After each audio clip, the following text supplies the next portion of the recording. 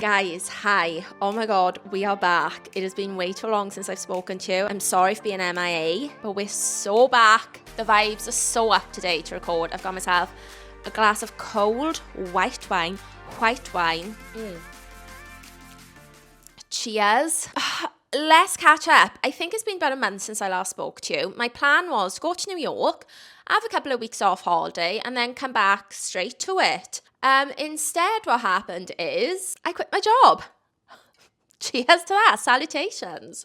I quit my job unexpectedly, although I say unexpectedly, I do think that whether you want to call it manifestation or what, but I do think if you keep telling yourself that you don't like something or that something isn't for you, eventually that is going to come to light. So while it kind of feels like a shock because it wasn't something I planned, at the same time, it's basically been my personality for the last 10 years that I've hated my job. And obviously I've always been quite restricted online with what I say because, you know, your gal needed the paycheck. But if you know me, then you'll know that I've been working as a PA for the last 10 years and I've hated it, honestly. It has been my biggest source of misery, my biggest source of anxiety. I've had to do so much work in therapy to cope with the anxiety of knowing, not even feeling, of knowing that I am doing something that isn't for me. And it used to cause me such anxiety that I was just wasting my time. Like, I think I've spoken about before in my last job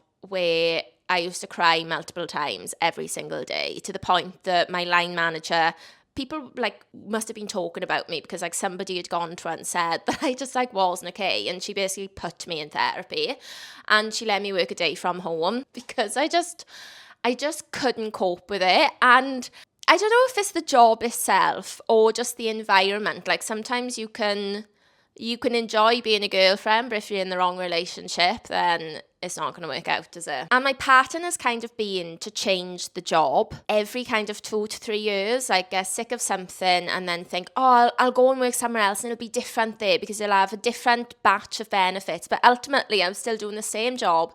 I basically was a PA working in finance, which I feel like you guys listening to me are probably like, how it just like doesn't match up to me. What's terrifying is I've been doing it for 10 years, and when I look back to taking that job, right, I never really knew what I wanted to do. I basically my whole career, basically my whole life has been not really knowing what I want to do. And then after working kind of odd jobs, I decided when I was 25, the great breakdown of 25, I was like, right, I need to have a career now and I need to be earning money and I need some stability. So that's why I decided to be a PA.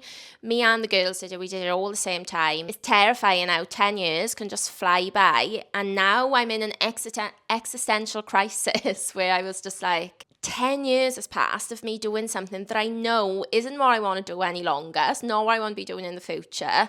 And it's also just absolutely killing my soul. So anyway, very unexpectedly, I had a bad day in work and just had a complete meltdown and was just like, I can't do this. And what I will say is, if you are making a serious decision, it can be really hard to get to that point. Like, actually, guys, I saw a psychic in New York. I'll fill you in. I will fill you in on all of New York, right? But I saw a psychic in New York, and she said to me that you get to where you want to, where you need to be, but it takes you a really long time to get there. And she said, where you are now, you should have been 4 years ago.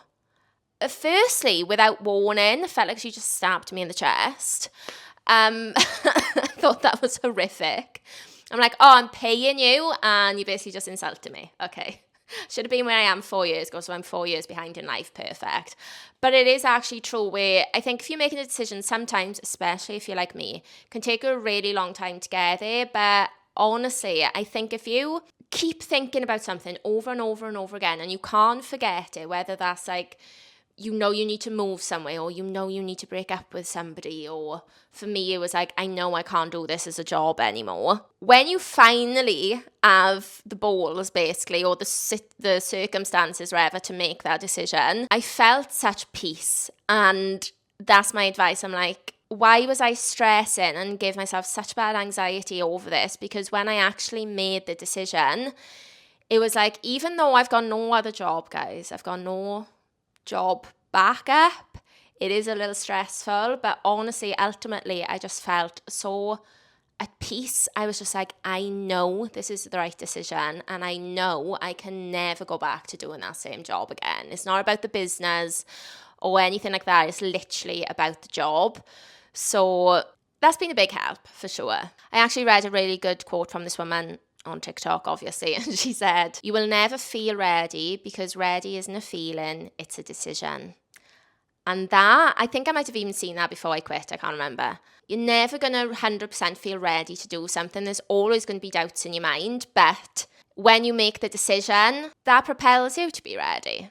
I'm ready for a new start, guys. I'm getting a little bit tipsy on this episode, probably. This bottle of wine, actually, we've had for nearly a year. I basically did a staycation for Matt last year, and I randomly took him to a vineyard in New York. Who knew they existed? I just remember when we went to, when we did like a West Coast trip, we went to Napa and we went to a vineyard, and that was my first like vineyard trip, and I loved it. It was so much fun. And I was like, oh, I really just want to recreate that, but obviously we're not going to go to Napa to do it. So I found UK vineyards, and this bottle of wine is called Yorkshire Lass, and I bought it last year from there, and only now we're getting around to drinking it. It's good. It's hitting nice today. So anyway, yeah, that's where I've been. I've basically fell off the face of the earth whilst I was dealing with all of that, because don't be fooled. You guys know I'm an anxious girly, and it's taken about 4 weeks for me to get to this point, but we're here now. And you know what? I should have known that something was afoot because I got bangs cut, and even when I was on my way to the appointment, I was like, I really want to get bangs cut, and this is so weird because famously, I've only ever had bangs or fringe cut when I've been going through a breakup. Like for me, you go through a breakup, any big life change, you get your haircut. And yes, I have just moved to a new city, but that, I knew that wasn't it. And I wandered into that appointment, and the hairdresser actually said to me, I was like, I just can't believe I'm having bangs cut. And she was like, well, you know, you've just moved to a new city. This is your first haircut in the new city. Like, that's bold enough. She actually said, I said, oh God, I'm scared about getting bangs. And she actually said, you've just moved to a new city and this is your first hair appointment in a new place. The least scary thing that you were going to do today is get bangs cut. And I was like, oh my God, preach it. You've got a returning customer in me. If the cut is bad, I'm coming back for the wisdom. But no, I had bangs cut, and now it all makes sense, guys. A life change was happening. Something was afoot in the distance. I just didn't know it. So yeah, I've got bangs, which if you'd seen the seriousness of me having this hair change, right, it's not even a big deal. If I hadn't said it to you, would you even have noticed? You can be honest with me. It'll be okay. But the way that I had these cut, the aftermath of it was like I just got engaged or I was pregnant. Like FaceTiming people being like, surprise! It's bangs! I've had bangs. Like honestly, it was a serious thing. So I should have known that something was afoot then. Something was in the air for me. And it was a career change. And I do feel like the theme of this week's episode is about change. To just get serious for a sec, when you are somewhere that you are not meant to be or that you don't belong, you can try and force it, you can try and mold yourself into it, you can even try and gaslight yourself and think, this is okay, this is what I want to do, or this is what I should do. Hate the word should. You can try and force yourself to fit in there all you want, but you will never know peace until you get out, and I really believe that. And I do think change is important sometimes. It's not always needed. I am a bit bad with that, where I'm like, sometimes I'll measure the success of like a year or 6 months based on change. And I don't think that's sustainable your whole life. Like surely I've got to get to a point where I'm like, oh, it's okay that I haven't left a job this year or moved. I think I must have done an episode on that last year where I was like, I'm in the same job and the same flat. Like, oh, it was like alarm bells for me because I am somebody, yeah, sometimes I feel like I can measure on change. It's not good to do that all the time, but I do think obviously it's important. For me, it's like the thought, what really pushed me was the thought of being in the same position again in 10 years was way scarier to me than getting out now. And that's what pushed it. So cheers. Honestly, guys, strap in today. If you were on the fence today about making a decision, send me a message. Let's chat it through because I'm in a real push the button mode today. and let's go for it. But let's go to a love story of the week today. And I'm excited because, do you remember ages ago, I'm talking, God, I literally remember where I was recording the episode, and it must be at least 3 years ago, probably 4. I did an episode about a girl. She's actually from Wales. She got left at the altar. Her name was Kaylee Stead. And she literally was at her wedding day and they couldn't get hold of her husband and he'd done a runner and he basically just ghosted. But she went along with the wedding. She obviously had everyone there. It was all paid for. She paid for it out of her own money, I think, mostly. And she was getting her makeup done and she was just like, screw it, I'm just going to go ahead. And she had a wedding party and obviously it just went viral. And I actually did message her to come on the podcast, but she never got back to me. I think she was probably inundated with requests. It was literally like on the news, like on the Welsh news, which is how I found out this week she's engaged again. How amazing is that? When Kaylee Stead was left alone at the altar on her big day, she did what few would think to do. She let the wedding continue. Kaylee, now 30, became a social media sensation off the back of her decision in 2022. So yeah, 4 years ago, wow. With many of her guests agreeing to just go with the madness. Footage from the day shows her enjoying her day in her wedding dress, making speeches and dancing, despite there being no husband in sight. I do remember that she sent, I think, well, to be fair, she probably didn't need to send him home, but like all his family left and friends, so it was just like her family and her friends there.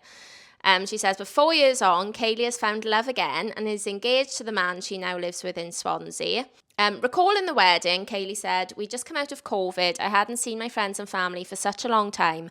I had people coming from Ireland and Scotland. They had spent money. I spent just shy of £12,000 of my own money on this wedding. So that's why she went ahead. And she said another reason she carried on was because she was looking forward to a natural bar. And honestly, slay queen. A natural bar. She said, I had a cheese fountain, salsa, guacamole, jalapenos, the chips. I had the whole works. I love it. She was like, fuck you. I want a nacho. I've paid to have a nacho stand. I'm going to have it with or without you. And I respect that so much because why not? Who doesn't want a nacho stand after they've been jilted? She added, I wish I could go back and do it again, but as me now, I would enjoy it 10 times more. It's a day nobody gets to be filled with so much love and gratitude. It said after the wedding, she was supposed to go to Turkey on her honeymoon, but instead she flew to New York with her friend and had her own dream honeymoon. She said, I did things by myself. I had breakfast in a window eating a croissant. It was such a poignant moment. It was like a movie. Generally, Netflix could pick this up. Kaylee first met her now fiancé when they were on the same course in university 10 years ago.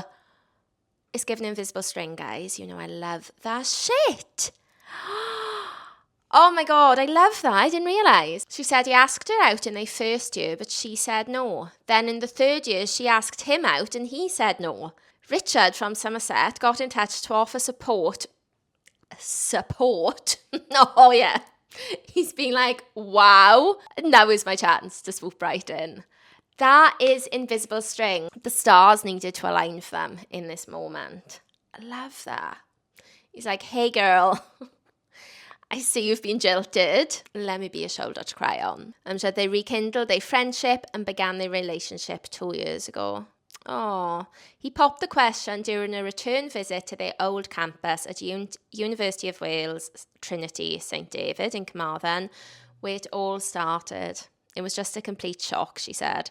We'd spoken about marriage, but I think to put me off the scent, he was always kind of going, oh, I don't know whether I do or not. So it was a long game he played. Dangerous game, might I add, because if I'm with somebody and they're saying they don't know if they want a marriage, I'm probably dipping out. But I suppose that because of what she'd been through as well, she was probably feeling uncertain. And she said people, when they go through breakups, just want to kind of go into their own bubble, which they have their right to do. But reclaiming my strength and love in that moment has shaped me so much more. It's made me a more confident person. It's made me stand up for myself. Kaylee and her fiancé are planning to marry in 2028 at a wedding she plans to be a big party. There will be another nacho bar, grander, bigger. That's going to be my centerpiece. Oh my God, love story of the week. The thing I also love about that is, and I've spoken about this before, is just I love the willingness of people who can go through such heartbreak and can be let down by somebody, but still be optimistic enough and hopeful enough, and also just like realistic enough that not everybody is going to treat you like that. And it's just having that attitude of like, okay, a bad thing's happened to me, but it doesn't mean that I never going to go through love again. You know, like lots of people, and rightly so, like there's nothing wrong with it, but lots of people get hurt by somebody and then they just like, that's it, like I am done, I'm tapping out. And when I see somebody like that who's just gets back up on the horse, hopefully she won't mind me saying this, but Lucy, who's been on the pod as well, I always say that about her. I'm always like, you just get back up on the horse, and I love that, because that's like a proper belief in love for yourself, for other people, and just love in general, sorry. And obviously, as a lover girl myself, I just love to see it. Oh, sorry guys, if you're watching on YouTube, the sun is coming in the window because I'm recording from home, by the way.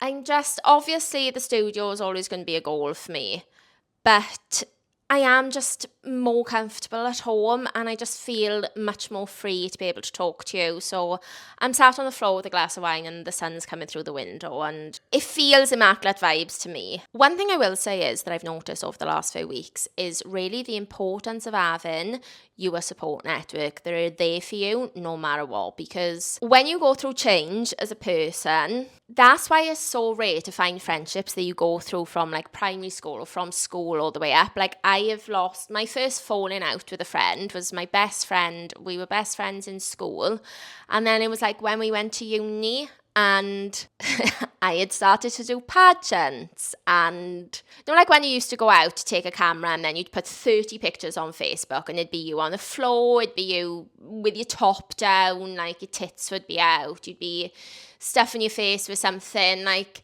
there was no shame back in those days in Facebook. I mean, thank God for them, no regrets. But I remember like after I won my first pageant, I really kind of took on the role of like, you know, I'm like a brand now, and looking back, yeah, nothing would have happened if they saw a drunk picture of me on Facebook. But also it's just like getting older, I think. I just didn't want those types of pictures on, and I remember like messaging her about that, and I was obviously changing, and she was probably changing as well, but in a different way.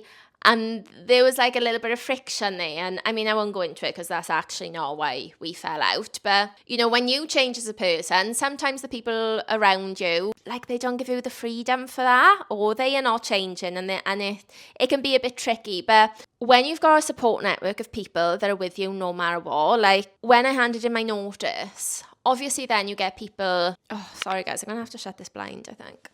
Obviously, I think like when you're in work or school, and when you're in an environment, or even if you're in like a mom club or something, and your world sometimes can seem so small by those people that are around you. But for me, like a big thing was knowing that everybody around me was supporting me and knew I was doing the right decision. It like didn't even allow me to be anxious over what people were going to think, what people were going to say about me, what people thought about me. Like I genuinely just did not care. I didn't even engage with it. It isn't even something that came into my mind. And I know not everyone's lucky enough to have that, but honestly, the last few weeks I've just like, thank God that I've got my best friends, my family, my partner. Like thank God I've got people around me that are just like, just supportive basically. And I do think if you're going to go through a big change, like a big life decision, or even if you just feel like you're evolving as a person, the right people will stick by you. And yeah, you really do need those people.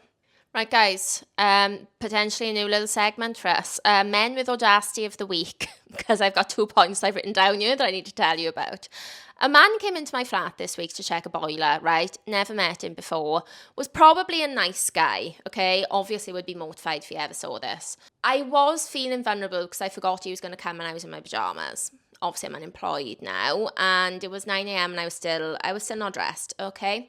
So I was feeling a little bit vulnerable, but anyway, he came in, like when people come into my new flat is lush because it looks over the water. So, you know, when people come in, they want to look out the window, fine. So I told him the story of when I saw the dolphins, because that's a natural thing of like, yes, this view. Yes, imagine looking out here and seeing dolphins going down the river. I could tell he didn't believe me. He was like, no, really? I was like, In what world would I lie to? I wouldn't even think to lie about dolphins being there because, yeah, it seemed madness to me as well. But actually, when I was searching about it, they do frequent the River Mersey sometimes, okay? They do frequent these waters sometimes. Anyway, I could tell he didn't believe me there. I was like, whatever. And then he was looking at the boiler, right? We've got an ironing board there. And basically he said to me, like, that the ironing board could potentially knock this part on the boiler. And I was like, oh, really? Okay, I'll find a new place for anyone. Well, no, you're not going to do that, are you? Because this is where he lives. I thought, how dare you? You've got no idea whether I'm going to do that or not. It felt like, and I'm sure it was not how we came across, whether he caught me in a bad mood or not, but it felt like he came in and was like, you dumb bitch. Like, we both know you're not going to move this ironing board. I'm just going to tell you. Then he was like, no, we know you're not going to do that. This is where it goes, isn't it? But, I'll just show you. Just be careful not to knock it. I was just like, immediately then. When your whole aura drops, I was like, gone, privileges, politeness, privileges gone to this man. I was like, yeah, okay. You've got no idea what I could have done with that ironing board. Now, would I have moved it to another room? No, I wouldn't have. I would have done exactly what he said and put it back there, not thought about it for another second. However, he doesn't know that. And between that and the dolphins, I just felt like, audacity. You're not doing that to a guy. If a man is in you saying, oh, I'll put it somewhere else, or there were dolphins there, you believe in him. And I know it. So that was number one. Number two, I had a comment on one of my videos today, an hour before recording, by a man, I assume. Obviously, it's a faceless picture. I had a comment saying, you defo have good pussy. I'm so sorry to bring that word to you this week. I'm so horrified at the comfort levels of people online that thinks somebody can just open up their laptop or their phone and comment that. Like, honestly, I'd rather have a hate comment. I get enough of them. They don't bother me, thankfully. That? Disgusting. But see, so rude. So rude. Pussy. Sir, you're never going to know whether it's good or not. Disgusting. On that note, guys, one thing that will never change, men. Toast to that. The audacity of men in New York was another level. I don't know if anybody listening has had any type of dating experience, contact with New Yorkers, with New York men. If you have, please come and chat to me. I was actually going to do a question box and I was like, oh, it's too niche. Like, nobody is going to have any stories. But please, if you're listening and you've been in touch or contact with New York men, please let me know. Because, oh my God, me and Renee went to New York, yeah? And you might remember me saying, we were kind of on good vibes. We wanted to go out. I was like, oh my God, we can find, Renee can chat, somebody, meet people. Like, it'll be so exciting. We went out in the West Village. I don't know if that's like a bad thing, but we went out in the West Village. The men that we met, they were all super young. And that is the story I'm going with. It's not that we were too old to be this, that they were young. One of them came up to me, right, Friday night in New York City, stood back, looked me up and down and went, you were dressed up. So obviously I am. It's a Friday night in New York City. He was in a baseball cap and I can't remember, a flannel shirt, I think. Like, and you're coming at me. I'm in a bar. I'm on my holidays on a Friday night. And I wasn't even that dressed up. I was in like jeans and heels and a blazer. Like, the man hasn't seen me dress up yet. He doesn't know how dressed up I can get. So rude. I was like, yeah. I walked away. Another group of guys, right, I could hear them behind me. One of them had a girlfriend, and I'm sorry for this. This is a trigger warning. One of them had a girlfriend, and they were talking about like some girl, and I think the one that was taken was talking to a single one about like getting with some girl. And basically, I can't remember the context, right, but the guy with the girlfriend said, but it's a struggle. It's a struggle because man wants to eat. Oh my God, he was behind me. I was like, if I'd had another drink, I would have turned around being like, excuse you, we're at a public bar and you're talking in your loud voice like that about disrespecting your girlfriend.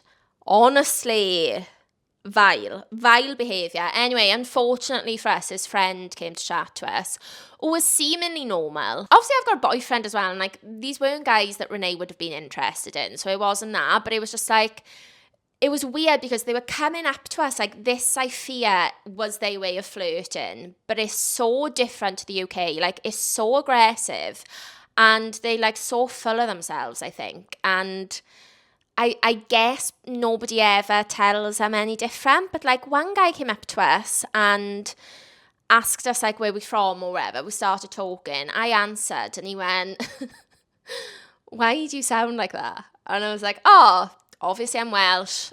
I get this all the time, you know, make a little bit of a joke of it. I can be lighthearted and humorous, as we know. I was like, oh yeah, I'm from Wales. He went, you sound like a nincompoop. I'm like, sorry, we transported, are you now Buddy the Elf? A nincompoop, like, blew my mind. And I was like, oh, okay, like, still didn't care. And then, I don't know how it escalated, but it what felt like 3 seconds later, he's in my face, like, up to my nose, saying, get out of my country, get out of my country. Screaming it, I was like, what? And I will say again, not to be hard-hitting, but he is lucky I only had one cocktail and I was completely unbothered and mostly in shock, because when has that ever happened? Bizarre. He was also sober. He was drinking water. Not that would be an excuse, but, you know, this is obviously just his everyday personality. And then, like, later on, he did this. Like, he was doing the loser sign. What the fuck? He was doing the loser sign. Doesn't it? Like when you hold an L up to your head. He did that, and at that point I was like, no, this man actually has got too much audacity, and I pushed his hand down. He was like in my face, and I just pulled his hand down. Oh my God, it was like I punched him in the face. He was like, what, like shouting at me. I was like, don't call me a loser. Like, I don't know what they're used to over there. I guess they're used to them being dicks and the females taking it, but that is actually, Melanie, one of our listeners, if you are listening, I had a question from one of you guys asking about different cultures in dating before.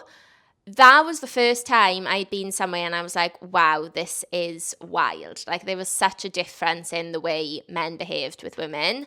And I guess if you're from New York and you're used to it, you'd be like more adaptable. But for us, or for me even, horrified. Okay, guys, well, I think I'll wrap it up there. A couple of changes with the episode since we've come back. I'm still, I think I mentioned this at the end of the last one, but I am going to do an episode every 2 weeks just because I don't want to overcommit and then get burnt out. I mean, I got so burnt out before, and this is one of the reasons as well that I quit, is that when you're in a really kind of high pressure or demanding job, it really just like drained my creativity completely, and it felt like I just didn't have any room in my brain to do anything else and like do the stuff that I enjoy, like doing this podcast and stuff. So I don't overcommit to anything just yet. So we're going to do still an episode on Tuesday, but every other Tuesday. And for video episodes, we're going to be on YouTube only. So yeah, if you want to see me, have a little drink with me, then join me on YouTube. Also, I've changed my Instagram handle. It's low-key making me cringe to say, I don't know why, but nobody knows how to spell Maltby, nobody knows how to say it. My name is Sadie Ellis Maltby. Ellis is my middle name. But when I've been doing at Sadie Maltby, nobody knows, guys. Nobody knows how to spell and nobody knows how to say it. So I just thought, let's make it easier. Let's use my middle name, Sadie Ellis. Also, it's like what all my family call me anyway. So yeah, come and follow me. I'm at It's Sadie Ellis. And we've still got the Love What Luck page on TikTok. So yeah, make sure you're following and subscribed. And please come and let me know what you've been up to, what change are you going through right now, what audacity are you experiencing from men. Have you been personally victimised by a man this week? Come and let me know, come and chat to me. Thank you so much for listening or watching, and I'll speak to you in a couple of weeks.